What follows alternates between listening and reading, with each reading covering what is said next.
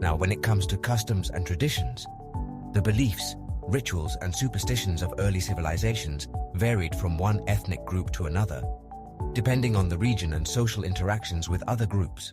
There was a general belief among many groups that hair clippings could bewitch an individual.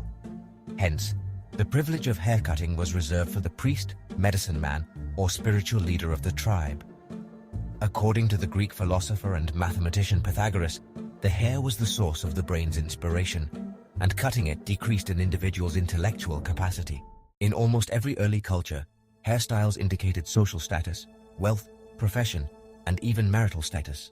In ancient Greece, boys would cut their hair upon reaching adolescence, while their Hindu counterparts would shave their heads.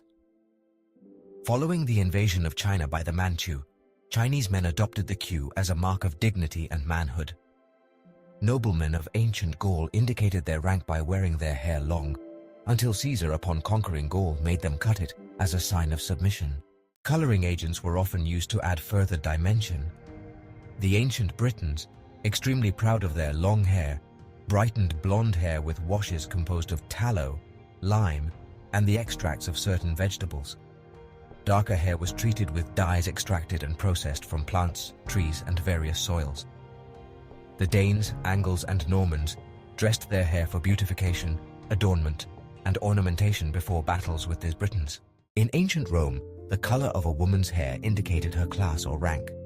Noble women tinted their hair red, those of the middle class colored their hair blonde, and poor women were compelled to dye their hair black. This tradition painted a vivid picture of societal structure. In the later centuries, religion, occupation, and politics also influenced the length and style of hair, as well as the wearing or not of beards. Clergymen of the Middle Ages were distinguished by the tonsure, a shaved patch on the crown of the head.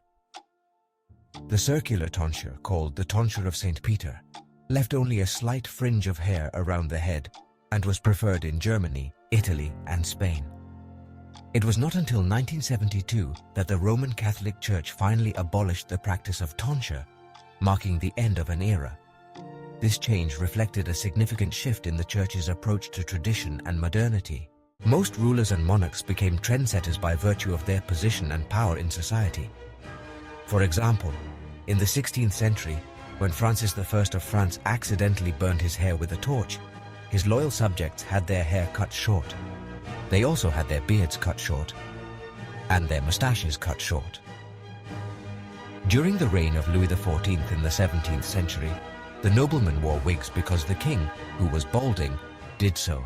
During the 19th century in France, men and women showed appreciation for antiquity by wearing variations of the Caesar cut, the style of the early Roman emperors.